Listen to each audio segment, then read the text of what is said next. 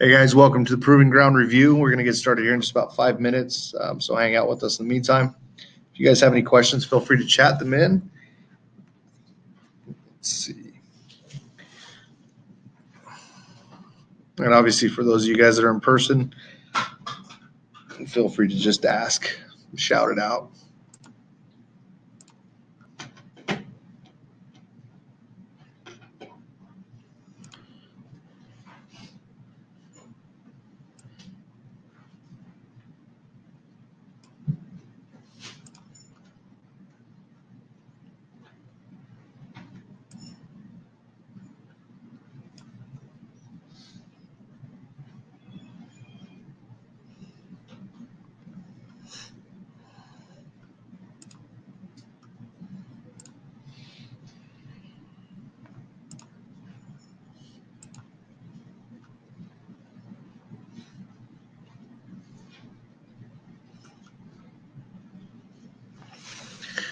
All right.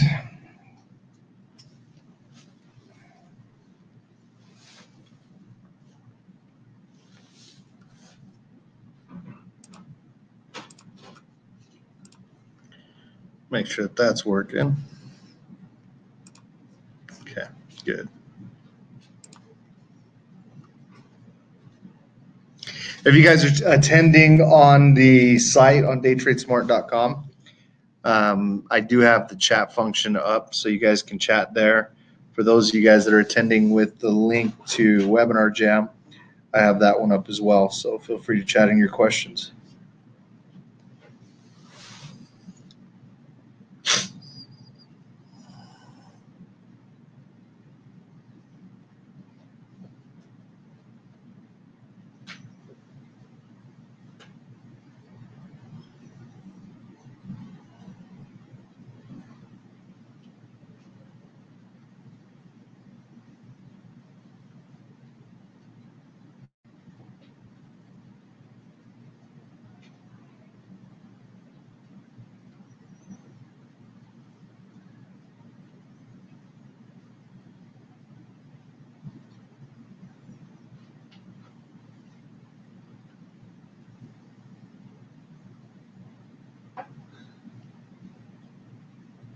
Of course.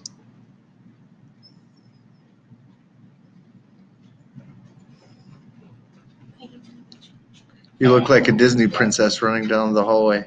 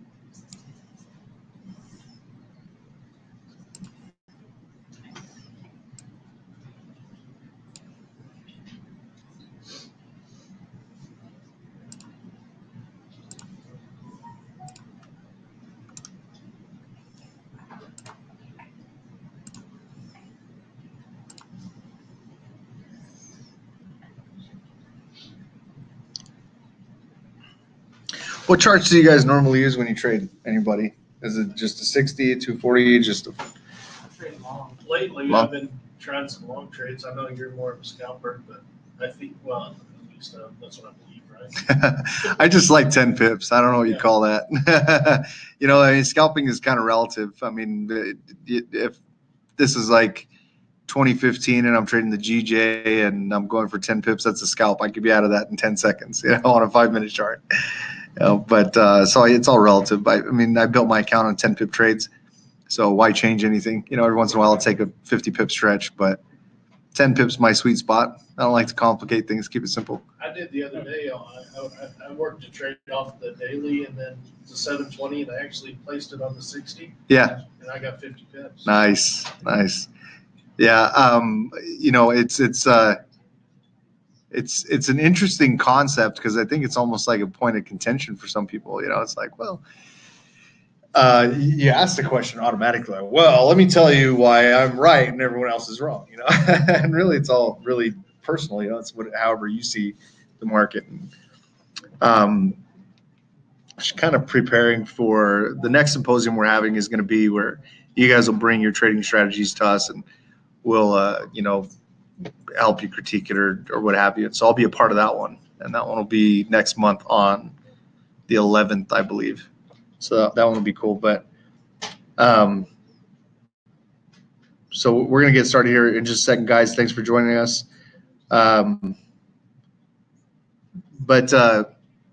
Yes. I think the source of contention with the scalpers came about 15, 20 years ago. Yeah. There was a Yep. contention with the traders. Absolutely. They were saying that scalpers weren't true traders. Yeah, scalpers aren't true traders. Candace, you hear that? What? Scalpers aren't true traders. That was an old school. It was. It really was. But it's funny because we go to International Traders Expos. It's funny because I actually just found because what's funny is people being in my position. I think it's fun to try to. I think people think it's fun to try to call me out because I whatever I say today better match what I said before because you got recordings, and you don't want to contradict yourself. So I do my absolute best to not contradict myself, and I do because there's only one set of rules that I abide by. But there are certain things that I'll say that I misspoke in a previous video or what have you. But anyway, I'll bring up like the Traders Expo and stuff like that, and people, well, I was there last year. Where were you? You say you were there, but I didn't see you there. And so, what's funny is I was looking at having an online presence. You want to make sure that your name is clear. And so we heard an advertisement about, what's your online presence look like? If you don't have a positive online presence that can affect your business and your reputation, and we can help you with that. And it's like this whole pitch, right? And I was like, I wonder, I've never Googled my name. And it's actually a thing, right? Have you ever Googled your name? It's kind of fun stuff that comes up. So I used to manage this company right here. I'm in our data collection. But of all things, I brought up the Money Show, which is the International Traders Expo. And so there it is. And so somebody was trying to call me out on that, and I was like, well, no, I'm there. I spoke there, and I didn't go last year or the year before, but I was like, no, we go, we're there. We're there with the rest of the guys. Sorry you didn't see me, but I don't know what to tell you. Anyway, but the point of contention there is still the same. Oh, well, you guys are more like scalpers. We don't really. I want to go for 100,000 pips. And that's great. That's awesome. Teach their own. But what use is a handful of pips a day? And I always have to kind of laugh because Candace, it's common for her to take 70, 80, 100 pips out of the market a day, 3 to 5 pips at a time. So it's like I would say she's a real life trader. We spend that money. It's real. Right? It's like, well, how much realer does it need to be? It's cool to say I made a trade and I got all these pips, but how much of that money are you spending? In other words, is it just a matter of making this huge monster trade and saying, hey, I got this huge monster trade. Is there a company out there that will sponsor me and maybe that's how I'll make money? Because if you're giving it up the next week because the way you got those pips is by risking your whole account, then it's a moot point. That's not how you trade. You won't be long term. You won't be long term. You won't be here next year. And that's the idea. That's the concept is that whatever it is that you're doing, you need to make sure is going to last. And the hard part is that when the wrong thing works and it's big and it works big, you absolutely convince yourself that that's the way you want to do it because it's so appealing. So it's like if you go to Vegas and you hit a jackpot, you bet your rear you're going to go back to Vegas, but you probably ain't going to hit a jackpot again. Maybe in your whole life, you know? So if the idea is to get one big win and then pull it out and get out of the market and never be a trader again, awesome, have at it. You know, bet the farm every time, you know, hopefully you'll get lucky. But if the idea is to be a professional trader and make this your income, your living, you got to have a smart approach. Otherwise, it's all for naught.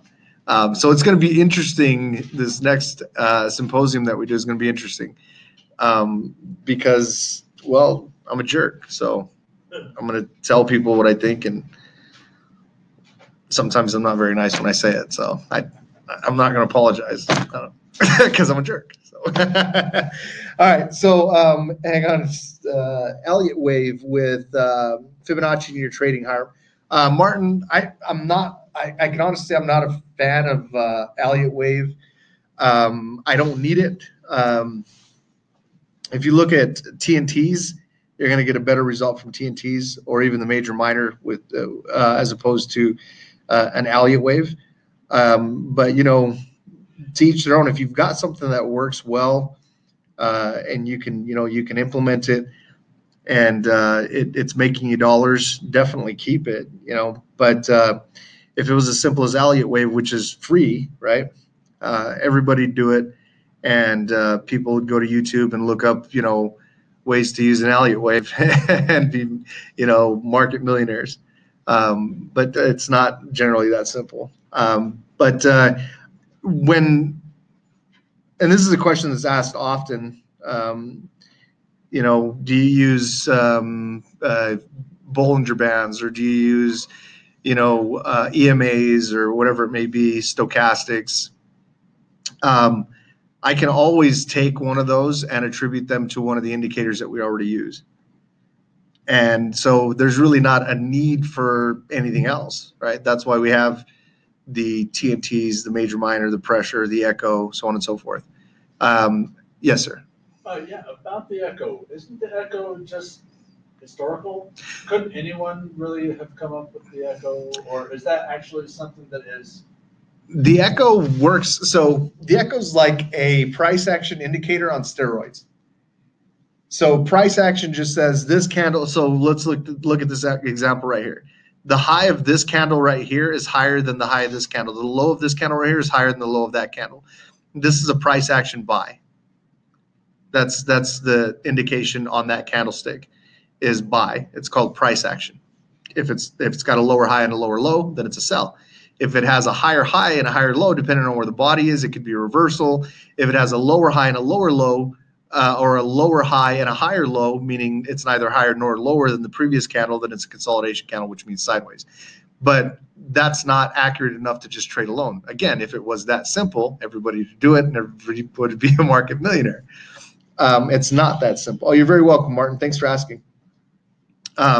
So the echo indicator is that it has that, but it's also compounded. So you'll notice that the echo, every time frame is tied to the next. So the 1 week echo is tied to the 1 day, 240, 60, 30, 15, 5, 1. And it's a layered stacked indicator. Part of the echo is that it's telling you when you have a higher high and a higher low for that time frame.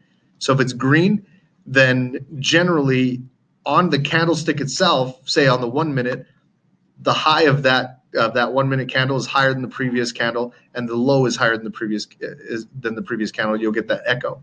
Now the value there is that you'll get a step pattern when the 1, 5, 15, 30, so on and so forth start to step in that direction. So it's giving you this kind of trend outlook. Blackouts are when you have that fast move, right? All of a sudden the market falls and you get echoes all the same color all at the same time. They switch from one color to another color. And that's generally a result of a large movement or breakout, right? You've been in this consolidation period and all of a sudden you get this stronger move because there's volume in the market and then you'll start getting like your walls and even your blackouts where everything from 1 minute to 1 week are the same color. Depending on what time frame you're looking at it from, there's going to be some judgment that's necessary. On a 1 minute, if you're looking at, if you can see your echo, I should probably pull up echo. And just explain it this way. Let me also say this: you cannot backtest the echo indicator. You can't. It's impossible. It's impossible because the indication that you see right now may not be the indication you see in 4 hours. So even though these are all red right here on the 30-minute, in 4 hours, and they stay that way, in 4 hours, you may go back to it, and then they're green. Some of them are green. You're wondering, well, why did it change? I'm looking at this from a 1 minute view. That means that everything on the right, including the 1 week, changes every minute. And we get a post, so to speak, on everything on the right every minute. If I'm looking at it from a 5 minute perspective, everything on the right posts every 5 minutes, so on and so forth and so on. So if I have a blackout from the 1 minute all the way down and it posts 1 minute later, then everything on the right side is going to be green, right? From red to green. And that's a blackout, which is usually a really good indication. Now, if that just so happens to be like an announcement or something, there may be some retracement, right? So you got to be careful, stuff like that. A wall is when two time frames back to back, two or more time frames back to back, change from one color to a different color simultaneously, and then remain that way until the post. So if we're looking at it from a 15-minute perspective, and we're only 7 minutes in, then we need to wait another 8 minutes before the post and to be able to take that wall pattern.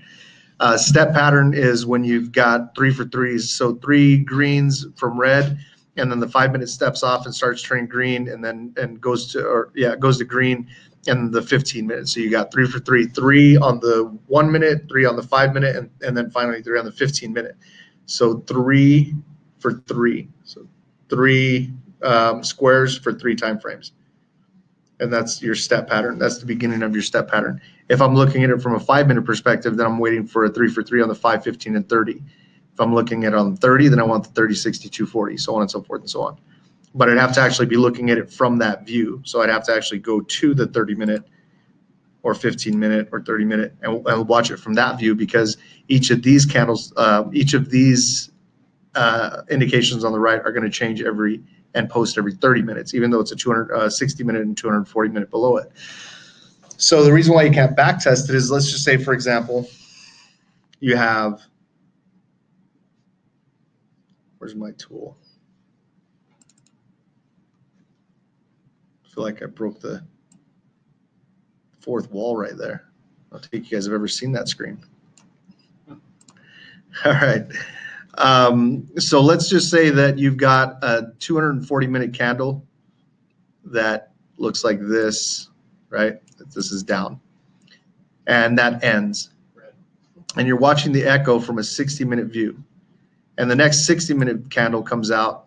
So this is a 240 minute. Next 60-minute candle comes out. So this is a 60 minute over here, and that one's down as well.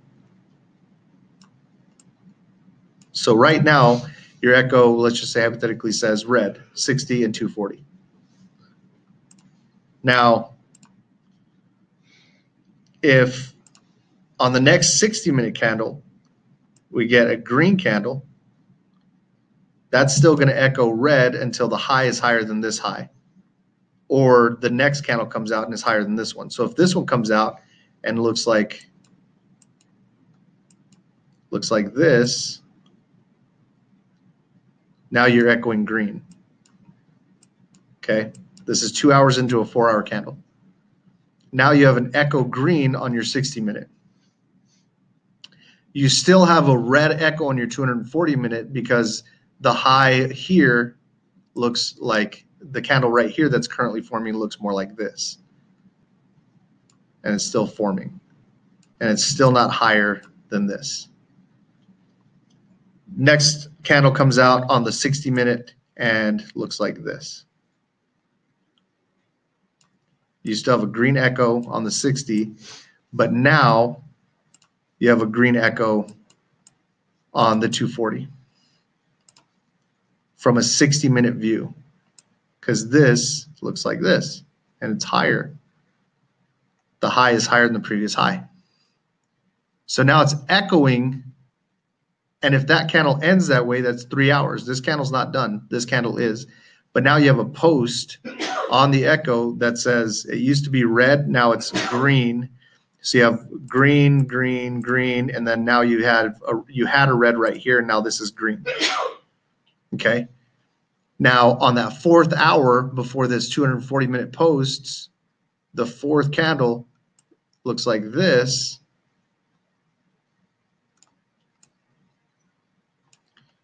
Now your echo on your 60 is red. Okay. And this looks like, this candle right here looks like this.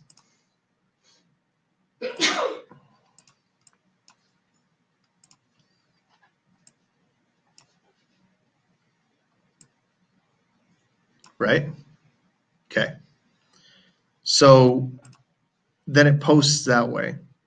Now, when you look at it at that point, you have a 60-minute with a green, so it's a red, and then a green, green, green. And then the 240 is red, red, green, green. And then here this turned to red, and then this turned to red, and turned back to red. So you have red, green, green, green, red. And here you have, red, green, green, green, green, red, right? Now you come back the next day, and these are all red, even though they were green at that point, and they posted that way on a 60-minute view. You look at it from a 60-minute view, but these are all red, even though at the time they posted green from a 60-minute view. You go back the next day, and they're all red still. You're like, wait, where did that go? I know they said green. I watched them go green. I've got a video recording of them doing that. But now that I look at them, they're no longer green. I've even taken screenshots and gone back the next day. I'm like, this is what it looked like, and now this is what it looks like. So it's because the 240-minute didn't post 240 minutes red echo or green echo.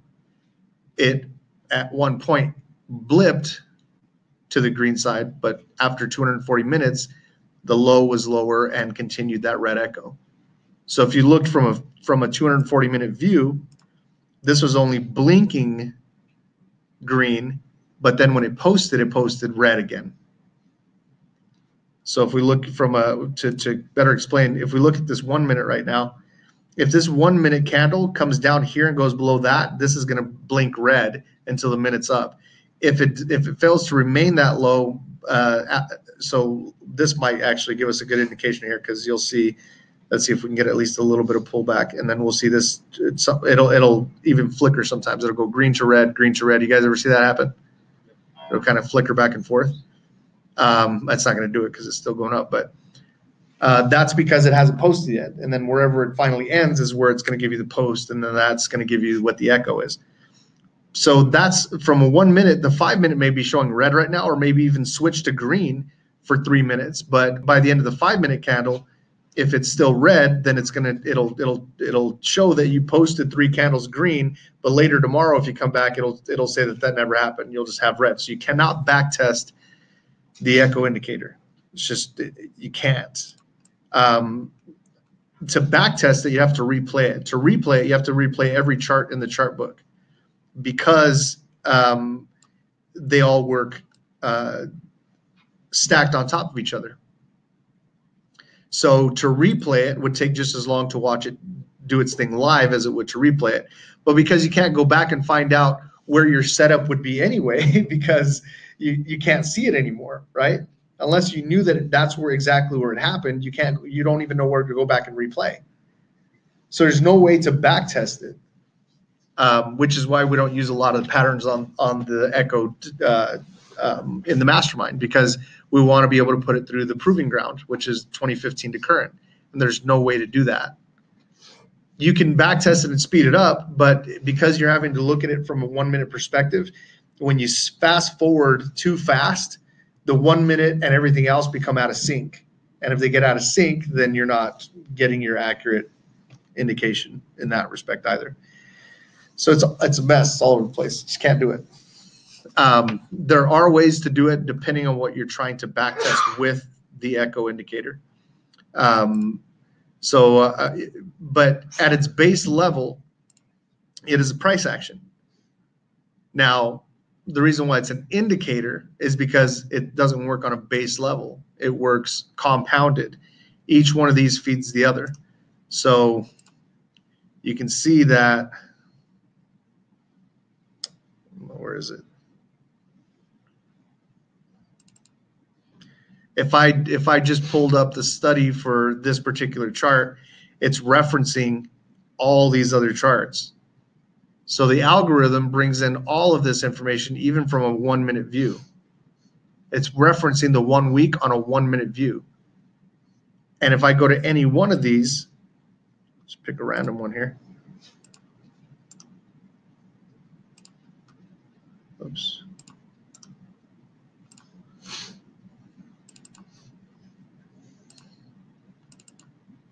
It's still referencing everything below it. So it's layered, it's stacked, it's and it's touchy. Don't even breathe on it incorrectly. Don't change anything about it. Don't draw on it. Don't talk bad about it behind its back. It's just so touchy. It gets offended really easily. But it's also, if you've ever even drawn a line on your echo, I would beg to argue that your echo would match mine tit for tat, say 20 squares back. 20 squares to current, yours is not going to match mine. I would say over 70, 80% of the time, no one's is going to match. Really, all that matters that matches the far right-hand side, except when you're talking about step patterns. But and that's how touchy it is. So again, don't,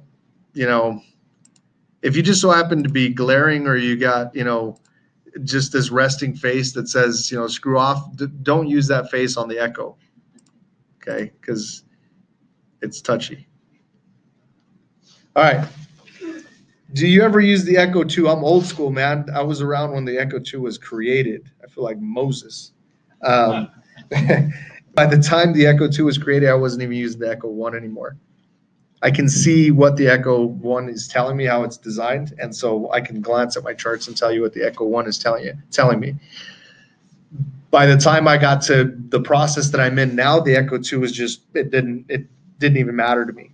It's better than the Echo 1 because it's got the different colors in the background and stuff like that, so it works a little more effectively that way. And each time frame changes relative to its time, versus like if you're looking from a 1 minute view, everything to the right is going to change every minute, where the Echo 2, if you're looking even from a 1 minute view, every minute the 1 minute will change, every 5 minutes the 5 minute will change, so on and so forth and so on. And because the colored background is implemented as well, that makes it a little more aggressive and gives you, it's kind of like having the pressure indicator on top of the echo indicator. So it tells you how much strength is in that direction. But good question. I might scalping since February 12th with your the alerts. My win rate is 93.5%. My equity and balance are all almost identical lines. Many thanks. Oh, nice, Dan. Awesome. Awesome.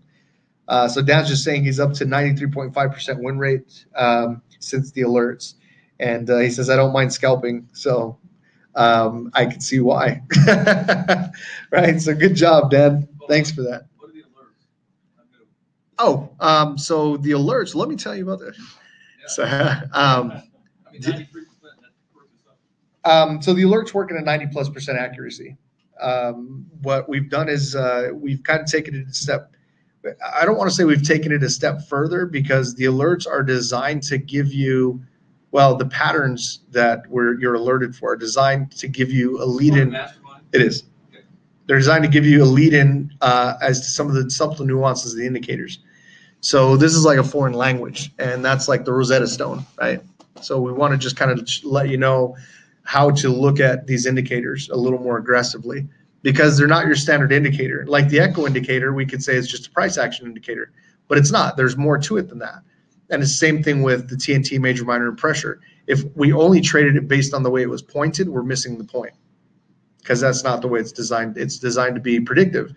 And because it's designed to be predictive, we want to know when it is going to point up, not trade while it's pointing up, and vice versa, or sideways, or whatever it may be. And so that takes years of study. So the patterns that we created through the proving ground for the last 2.5 years were our attempt to give you a lead in as to why the indicators do what they do, some of those nuances, so that you can better acclimate to them, and it won't take you the countless amount of hours that I've looked at them in order to get to a level of proficiency. Not that it is. Let me also say that it's not necessary to have the level of proficiency that I have to be successful in the market. As I've explained a number of times, and obviously you weren't here for those, that when I first started and grew my account, it was with really basic, simple patterns. It had or signals. It had nothing to do with like intricate patterns or understanding even a fraction of what I know now. It was really simple, basic stuff. But I had the discipline enough to only execute on just the simple, basic stuff, and then cover my rear end when the trade didn't work out, which was often. And so I got good at hedging and price averaging. So the times that I did take a loser, I could at least break even. Or I picked wrong, I could break even or make just a little bit of profit and not walk away empty-handed or less than what I started with. What level of understanding of the grain charts and everything is required for mastermind? You would need to understand, it's like square peg, square hole. So I have got a square peg, I've got this pattern. I know what the parameters should look like because I've got a flashcard and I've seen videos on it. I've kind of gone back and clicked back to see if I can find it historically. I'm pretty good at identifying it. So when I see it in the live market, I've now identified it and I can execute on it. That's, in terms of the alerts, it's that simple. It really is really, really elementary. In terms of the mastermind, you probably, if you've gone through a couple weeks of coaching, you're going to be able to keep up with the conversation. But it's good to start to digest some of that information because it's something you're going to want to digest over the course of your tenure as a trader, professional trader, because the disciplines they're in are foundational and they're absolutely imperative. So if you don't have those disciplines, you're not going to be successful as a professional day trader. And although you'll learn those things in coaching, it's one thing to learn, just like anything else. It's one thing to learn it once, and it's another thing to have it repetitiously taught to you in different ways and actually applying them in scenarios so that you can make them your own. So that's a lot of what we do in the mastermind. In addition to that, any kind of new patterns that come out that we create are rolled out to just the mastermind now. So no one else will have access to it. Like anybody that's in here that's not mastermind. We've got a couple other patterns that you guys are not aware of and won't be unless you're part of the mastermind. Is there another learning curve for that? For the patterns? Those extra patterns you're talking about? There's always going to be that small learning curve, but once you understand kind of the layout, everything kind of follows the same layout. So when we backtest a pattern, it has to be backtested through the proving ground, which is 2015 to current, because we've seen just about every market condition in that time frame. And it has to have no less than 2 variables, no more than 6 variables, and it has to be 90+% accurate. Anything that falls below that has to be 80+%. We use that just for our advanced channel.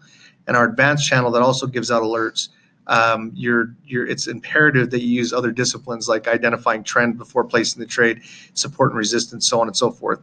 But with regard to the patterns that are proven at 90+%, it's literally identifying square peg, square hole. After that, it's just a matter of knowing when to execute. In this case, it's always at the post. So all the parameters are present, save for a flat top. Or let's look at anybody take any alerts today? I was in meetings today, so I didn't. I'm part of the mastermind, just so you know. But you get an alert on your phone, and then you'll get it 15 minutes prior to the closing of the post, and then you'll look at it and say, okay, if it ends at the post like this pattern, and all you got to do is flip to your old flashcards, and if it ends like this, then go ahead and take it for 5 if it's a hydra or whatever. Right. So that's basically so you'll get if the pattern is present within 15 minutes at the top of the hour, the alert goes out to the group, and not all of them make the pattern. So. Right at the end of the hour, not all the patterns remain. We used to alert as soon as it happened, and sometimes it was like 59 minutes before the candle's going to have the first minute of the new candle. You got the pattern. People are like, "Holy cow! Now I got to remember that in an hour. I got to go back to my charts." So we tightened that up. So now it's 15 minutes to the top of the hour. And when you get the alert, you look at your charts and you, if you're familiar with what the pattern is, then you make sure that all those parameters remain to the top of the hour. If they do at the beginning of the next candle, you enter the trade for the. So what it does is it notifies you when the charts are in proper alignment. Correct. Yep. For that particular pattern. Let's see. That saves a lot of time. It is great for time restraint. When we first started, our goal was to get people to a place that GPJPY. Thanks for that, Andre. It gets you to a place where. So let me just say this: if I were you and somebody else created the alerts, I wouldn't buy them. I don't need them. That's where I want to get you guys. You don't need them. If you purchase them, it's because it's convenient. You don't have to be sitting in front of your charts. I'm always in front of my charts. What I do for a living, right? Not only am I a professional day trader, but I'm also COD. So I'm always in front of my charts. I sit in my office and they're up all the time. Matter of fact, I just had to replace my TV that I bought less than 2 years ago because it's always on in my office, and it's always on, and it burned out. And so Candace says, like, well, we need to do something about this because I'm looking up there and I'm looking at a black screen. So we need to get another TV up there so we can have indicators up there all the time. So I'm always looking at them. So again, it wouldn't be of any advantage to me to have an alert. But for most people, you've got your day-to-day, you've got your jobs or whatever, especially early on.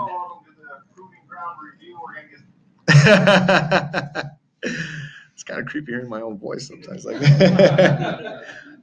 But it's good for on the go, as you're, just kind of going about your daily life. You get an alert for things like that.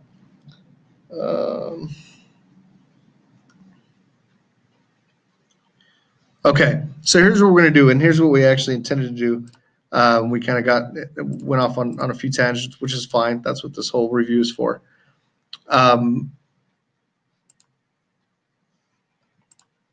How many of you guys trade with just one chart in the audience right now? Just one chart, like a 60-minute good. Okay. What about 2 or 3? Do you guys find yourselves using all the charts, or give me some examples? One day, 240 and a chart to draw on. One day, 240 and a chart to draw on. Nice. Okay. So more longer term type stuff. Anybody else? All of them? Okay. So like one day all the way to the 5-minute? Yeah. Okay. What else? Anybody else? 7. You use 7 charts? Yeah. 7 charts. Explain. Oh, say again? One of them's clean, and then the others. 6. Okay, what are on those 6? I want to know right now. What are on those 6 charts? They're all Good. Okay. 240, 120, 60, 30, 15, 5. Oh, you got a 120 in there. Okay, that's why. All right, I'll let it go. Is that okay? No, you're fine. To each their own. If it works for you, right? That's all that matters. I wouldn't have set up a 120. I'll set up a 5, 30, 60, 240 in one day because it's the most commonly used charts. Set it up on mine. That's because I have the 120 on yours for other reasons. So if I'm using your chart book, I'm going to do all kinds of crazy stuff that I don't want other people doing. So shh.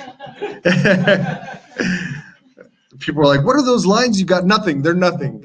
Don't pay attention to those lines. Yeah. What do you use most of the time? 60. 60 is what you use Yep. most of the time. If it was, yeah, if it was like, if, all of a sudden there was like this gun pointed at my head and somebody said, you can only have one chart to trade on for the rest of your life. What is it going to be? 60-minute? Just give me the 60-minute. We're good. That's it. And it's difficult, but it can be done, and I've done it. And matter of fact, I grew most of my account with just a 60-minute because I didn't understand anything else. And so later I understood a lot of stuff. But again, growing your account is just based on the stuff that you are very, very proficient at. So it's not necessary that you know everything. If you know one good thing, you can grow a killer account with just one good thing, even if you're not taking it every day. Because if you think about it, if you've got, say, a 3-to-1 ratio, that means that every 3 trades, if you're hitting, or let's just say 80% win rate, so and you've got a 3-to-1, then every time you hit a loser, it's eating up 3 of your trades. And so if I had one good thing that's trading at a 90+% win rate, and I'm hitting these streaks where sometimes I don't see losers for a very long time, I may very well be growing my account more aggressively than people that are trading more often, but also hitting losers more often, right? So, take your time with this stuff for sure. But the reason why I ask, you determine trend on, Derek, I determine trend on a 240 or 1 day. John, I use all of them too now. I use the 1 day 240, 60, and then 5 minutes. So I don't even use the 30-minute. Matter of fact, I never use the 30-minute. I don't usually need it. Say again? You don't use 15-minute either? No, I won't even touch a 15-minute. No, I don't use a 1 minute, a 15-minute, a 120-minute, because, all right, most people in the Forex market and most disciplines that you'll learn, you execute based on post, right? So is a 15-minute going to work? Yeah, if the 15-minute post is the top of the hour, because it's working off of the hour, not if it's the first 15 minutes of 12:15. If it's 12:15 and you get a 15-minute post, you're not going to get as accurate a post on a 15-minute than you would at 1 o'clock, because it's now aligning with the 1 hour. So if the vast majority, let's just say 8 out of 10 people in any given situation are waiting for a post, then the charts that they use most common as a group are going to be relevant, because the way it posts on a 60-minute, if that's the most commonly used chart, if everybody in the room is waiting for a 60-minute post, then the reaction to the market is going to happen on the 60-minute post, which means the indication on a 60-minute post is going to be what's most relevant. Okay, so we know that the 5, 30, 60, 240, and 1 day are the most commonly used charts in the Forex market. So if most of the Forex market is waiting for a post to determine which direction they're going to trade, they're going to base that on a post on those time frames, right? Which means if I am reading my indication on a 15 minutes after the top of the hour, I'm among the few people that are doing so, right? Which means it's not going to bear very much weight. Now, if it's 1 o'clock and the 15-minute posts, that's going to be more useful. But at that point, I've got a 60-minute post. I'm good, right? So it's all relative. Same thing with the 240-minute. 240-minute is great as long as, but what you have to understand is that it's also contingent on fundamentals. So a 7 a.m. post, after all the announcements are done, gives you a nice 240 and everything behind it post, right? And that's going to be more, you're going to be able to use that with more confidence, because it's not going to be contingent on whatever fundamentals are to come. Where if it's 11 p.m. Mountain Standard and you get a 240-minute post, and GBP, which opens at midnight Mountain Standard, has a lot of major announcements, are you really going to be able to trust what 240-minute chart is posting? That's that signal. Not really, right? Because the fundamentals can very well undo all of that. Same thing with, a 3 a.m. post, because right at 3 a.m., you're not going to get anything, not at 4, not at 5, but at 6. Just before the last hour of that 240-minute post, you're going to get U.S. Open, Mountain Standard Time. And if there are major announcements at 6 and 6:30, which is when they usually come, that your post or your indication on your 240 can be contingent on that for a number of reasons. Even though it's far out enough, the market does tend to consolidate, especially when there's big announcements coming, right? So you're going to get kind of a little bit of range trading. Sometimes things tend to soften up. You'll notice that on days when we have FOMC announcements, that the market doesn't really seem to be doing anything consistent, right? It's kind of all over the place sometimes. And sometimes it's barely moving for the day. And you're thinking, wow, there should be all this volatility and volume today because we got FOMC. Well, a lot of traders are waiting for what's going to happen by way of FOMC before they make their decision. Because traders that are outside of our organization are very, very dependent and codependent on announcements for volatility. So they're gambling, right? and they're hoping that they take the right gamble. And it's a terrible way of trading, and that's why high 80, possibly even 90% of traders lose money in the market because they're doing it wrong.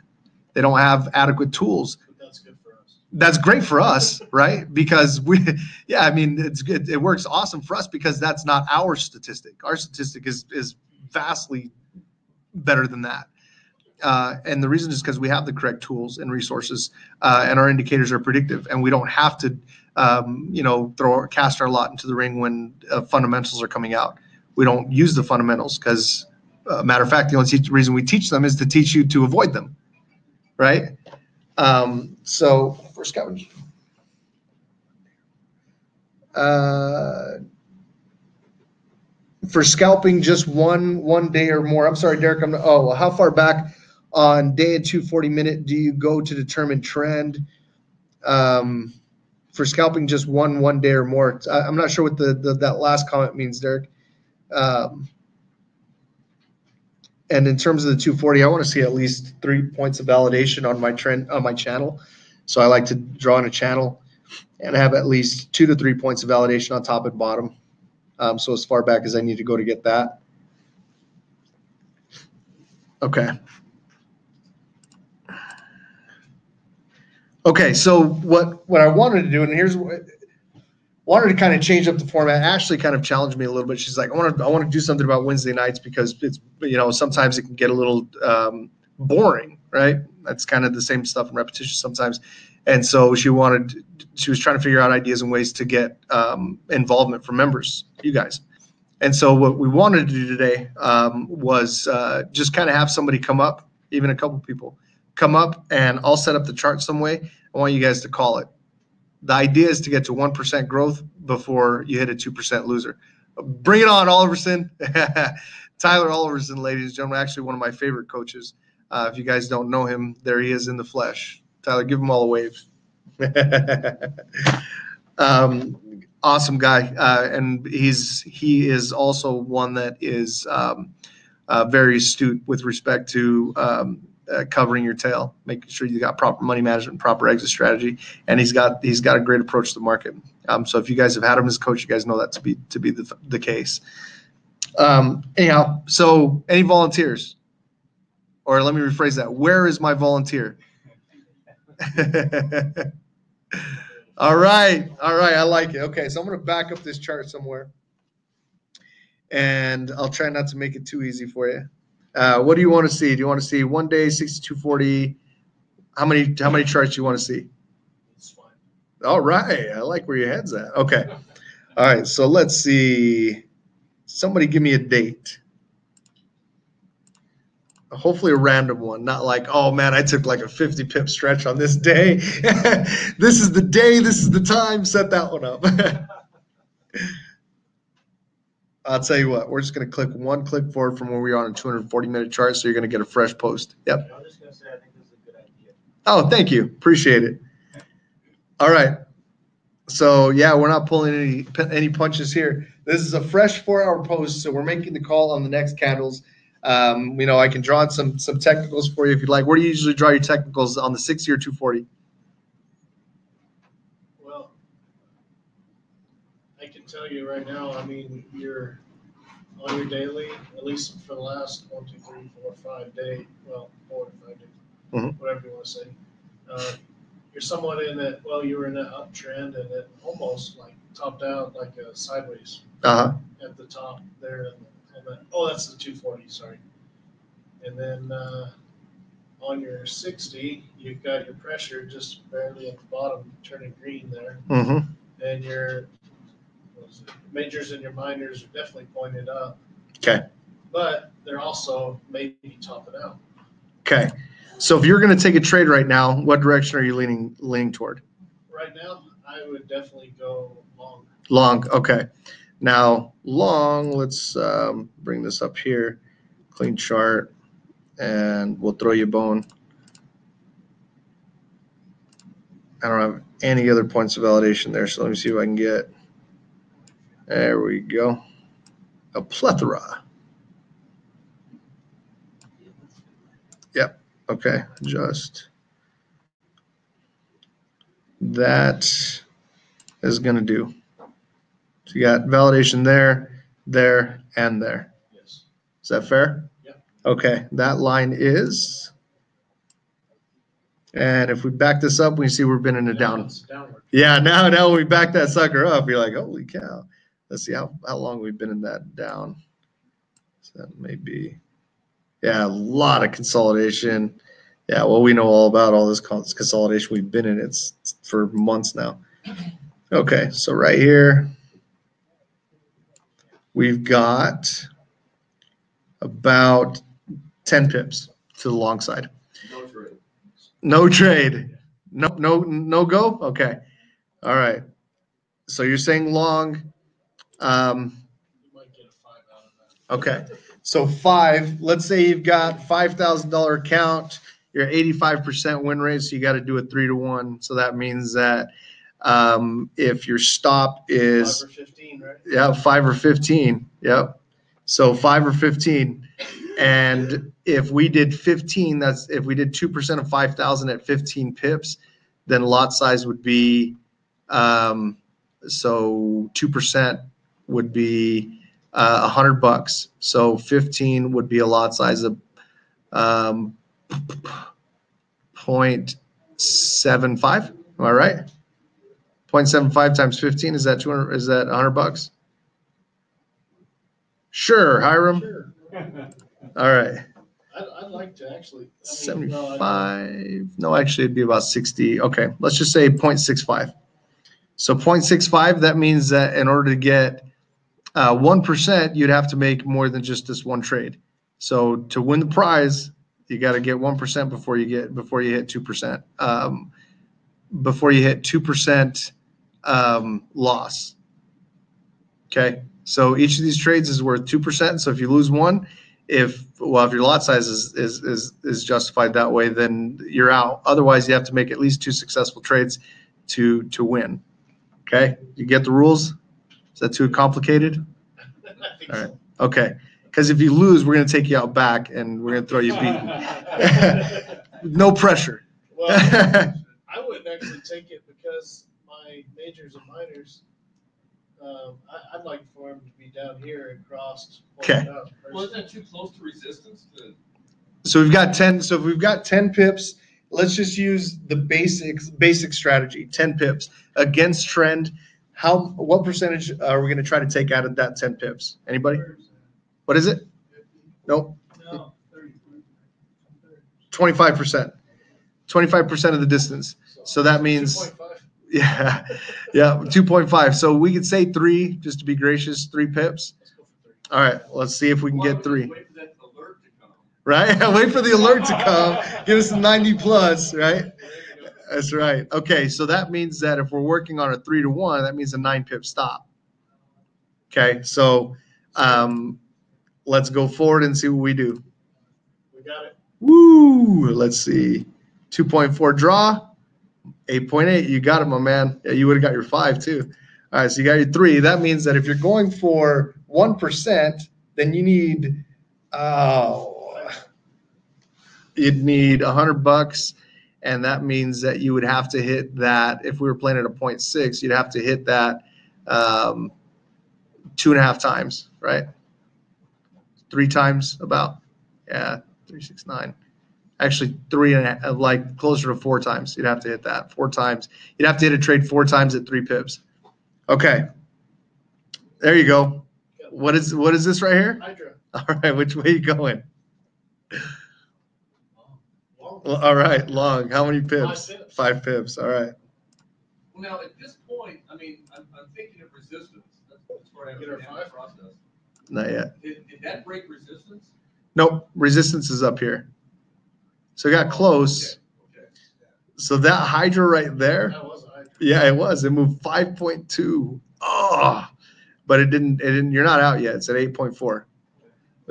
It's not looking too promising yet. Let's see what happens. We should get another push up, right? Or not? Who knows? Well, we had the Hydra. Yep. Let's see. 20.9. You're not out of that one. 5. Let's see.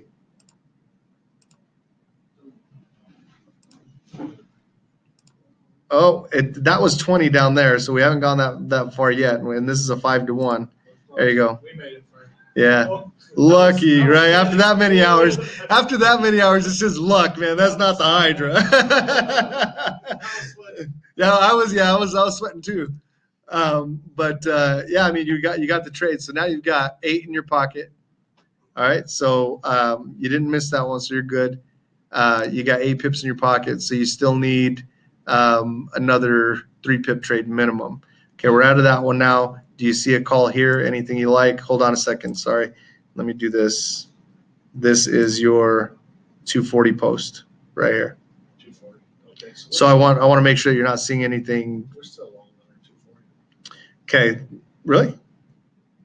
Okay, long on the 240. Yeah. All right. But it's getting up there. Mm-hmm. It's where I'd be a little nervous about taking the trade, to be honest with you. Okay, so we're passing. We're taking a long, short. You need at least 3. Pass. All right. We'll give you 2. Even though I think it will go long still. Okay, we'll give you 2 passes. All right. All right. So there's your long. It did go long. And so I got to go to the next 4 hours. So it's right. So here's the post on the next 4 hour. Actually, I should have gone to the previous. Sorry, my fault. That's all right. We got to go to the next 4 hour post now because I messed that up. So right there. Okay, so that you're not seeing anything ahead of time. All right, so here's your 4 hour post. You taking it, pass, or Let's see. Did we reach? What did we reach on the 240? The thick orange on the 60? Thick orange on the 60 on the previous post Yeah. was 17, negative 17 Okay. out of so about 17 away from 0. Well, we're pointed down now. I mean, we're short term, we're probably going to go down, but the 240 is still bullish. Previous 9.9 on that one, and then consolidation 5.6 on that one. And how many more pips do I need? 3. That's all you need, man. So that means We're going down for 3. down for 3. All right, down for 3 pips. You got to make it within 9. Oh, let's see, 3.2. You're all right. You haven't lost yet. 6.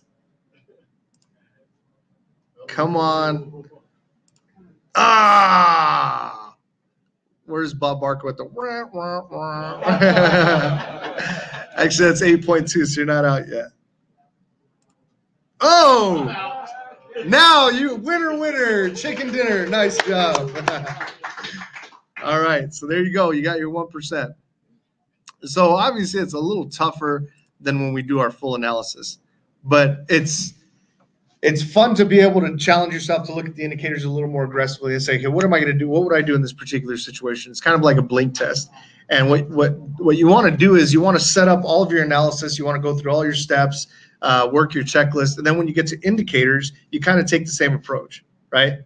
Now, here's what, if I'm just in a rut and I don't know what to do with what's in front of me, I'll go back like as far back as, maybe even 5 or 6 60-minute candles. And I'll say, what did I think was going to happen here? And then I'd kind of follow that process through. Okay, what do I think is going to happen next? All right, next. And eventually I get to current. And before I get to the current, I'm like, all right, buy. And then I get to the current candle and it's selling. And I'm like, perfect. I just positioned, buy. Right? So I kind of walked myself through the whole process of the day. Like, okay, where did we come from? Where are we going? How long did we hang out in those areas? Because I realized that I got really good at calling trades backtesting. And so I'm like, well, why don't I just use the same approach? I'll just backtest the last 6 hours and see where I find my thought process when we reach current without even knowing that the next candle is going to be current. I arrived there and I'm like, okay, I've got a perception. Let's go with that. And if it's a comfortable perception after all my analysis, then I take the trade. Otherwise, I'm like, all my other analysis is saying something a little different. I'm still not comfortable with it. I'm going to sit it out. And then get this, I don't trade. No, it's true. I promise, it's the thing. People do this. They just don't take trades. That's okay. And it's okay. Yeah, thank you. It's okay. It's all right. It's better than losing. Everyone's looking at me like, how does that work? Let me get this straight. If you don't see it, don't take it. That simple, right? We're out of time, guys. I appreciate you guys coming out today. Thanks for being a good sport. I really appreciate it. I'm gonna have swag. I'm in the process of ordering some mastermind stuff, t-shirts, sweaters, stuff like that. So these games are gonna be worth something here. I was just kind of warming you up right now, all right? So once I've got some swag up here, I'm sure I'll get more participants. But thanks again, guys. You guys have a good night. I'm not sure who the next presenter is, but I know they'll be making some announcements. We got Todd. I'm sure is going to come up here in just a moment, in 5 minutes. So go ahead and take a break, guys, and we'll reconvene at 7 o'clock. You guys have a good night. And for those of you guys that are online, thanks for joining us. And we'll look forward to seeing you guys next week. Thanks, Howard. Yeah, my pleasure.